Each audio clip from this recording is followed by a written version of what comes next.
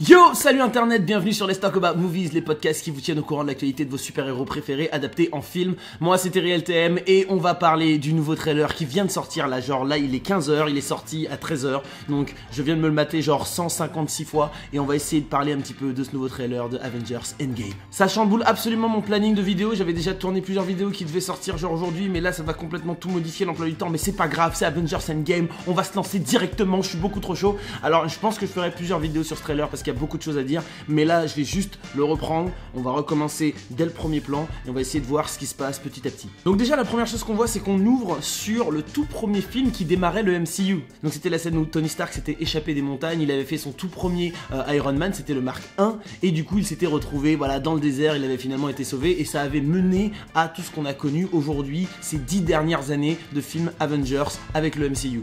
Tous les plans qui sont tirés d'anciens films sont en noir et blanc, sauf le rouge. Apparemment, la couleur rouge doit rester prédominante. Je sais pas pourquoi, je pense que c'est juste pour rappeler le rouge de Marvel en fait. Je pense qu'il n'y a pas besoin de chercher bien plus loin là-dessus. Mais c'est intéressant d'entendre la voix de Tony Stark qui est en train de se rappeler de justement tout ce qu'il a dû traverser avant d'arriver à ce moment-là où il est en train de faire cet enregistrement pour Pepper. Dans le premier trailer du film Avengers Endgame, on avait vu qu'il disait voilà, j'ai bientôt plus d'eau, j'ai bientôt plus à manger, donc oui, je vais y rester quoi. Donc je pense qu'on est encore sur cette même scène où il est en train de faire son dernier enregistrement, en gros sa dernière petite lettre à Pepper avant de lui dire bah je suis désolé mais je vais pas m'en sortir cette fois quoi. Ce qui est assez intéressant avec le personnage de Tony Stark, c'est qu'il y a une sorte de relation de amour et haine en même temps avec son Iron Man. Il réalise qu'il est devenu trop vieux pour faire tout ça, mais il avait vraiment envie dans cette dernière mission de réussir à faire quelque chose de grand, quelque chose de beau et après laisser la main à un Peter Parker ou à d'autres personnages. Et là il a vraiment essayé, il a vraiment voulu le faire, sauf que bah il s'est planté quoi. Il s'est retrouvé face à quelqu'un de beaucoup plus fort que lui et je vous rappelle aussi que Thanos c'était vraiment son obsession depuis Avengers 1, depuis les événements de New York. Il se disait il y a quelque chose là-haut là qui est en train d'un petit peu diriger tout ça, qui va se pointer sur la Terre et quand on se retrouvera face à lui, qu'est-ce qu'on va faire? C'est pour ça qu'il avait fait Ultron, c'est pour ça qu'il avait fait Vision et là il s'est retrouvé face à son véritable Némésis et au final il a perdu et en plus il risque de mourir. Donc je pense que ça doit être vraiment difficile psychologiquement pour Tony Stark qui en plus allait se marier avec Pepper, commencer à envisager d'avoir des enfants. Donc là ça devient vraiment super technique, je pense que psychologiquement pour lui ça doit être très compliqué. Là on va sur l'origin story de Captain America avant qu'il obtienne sa piqûre, on est dans les années 40 en seconde guerre mondiale. Il repasse également par toutes les étapes qui l'ont amené à ce moment, à cet affrontement final face à Thanos. Là on voit notre ami Hawkeye qui est avec sa fille, on voit qu'il est en train de partager un moment super intime avec sa fille où elle est en train de tirer à l'arc, donc c'est bon forcément vu que c'est Hawkeye, c'est un moment un petit peu stylé pour lui, on voit qu'il est heureux, donc on comprend que bah certainement sa famille va mourir et il va complètement péter un câble que mais. On sait qu'il est censé devenir Ronin pendant une grande partie du film Avengers Endgame et je pense que je vais vous faire une vidéo pour vous expliquer exactement qui est Ronin et pourquoi c'est super important de comprendre par quel genre d'étape il a pu passer pour se retrouver dans cette position.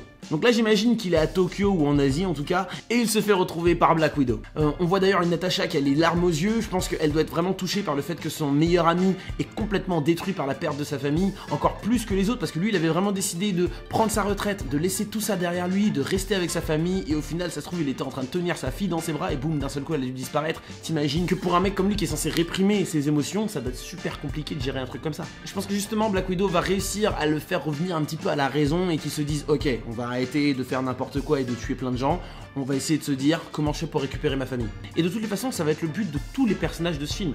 Comment on fait pour récupérer les gens qu'on a perdus? Certains pensent qu'il faut aller de l'avant, mais pas nous.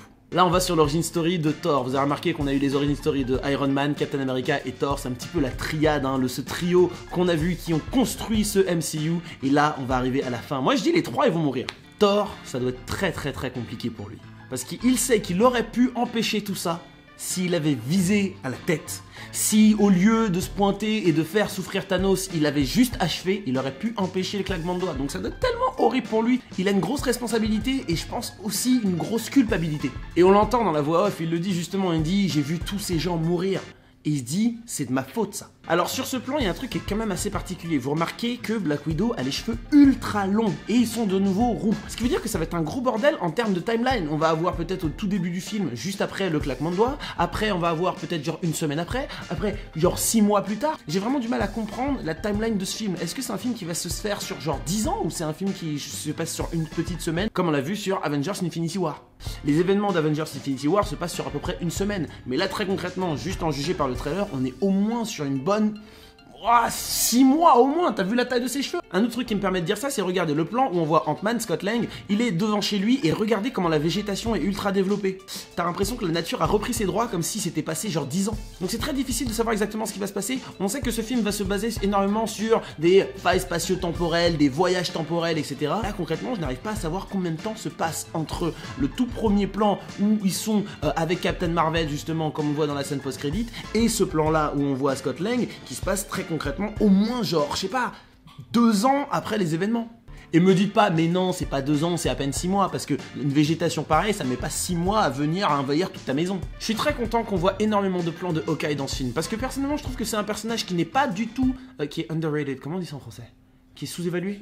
Sous-estimé, voilà. Je suis vraiment super content de voir le personnage d'Hawkeye beaucoup de fois dans le trailer parce que je trouve que c'est quelqu'un qui est totalement sous-estimé. Il est beaucoup trop stylé, il est beaucoup trop fort. Alors oui, il a pas les pouvoirs de Captain Marvel, de Thor ou de Captain America ou même d'un Hulk, mais ne négligez pas le mec avec ses flèches, ok?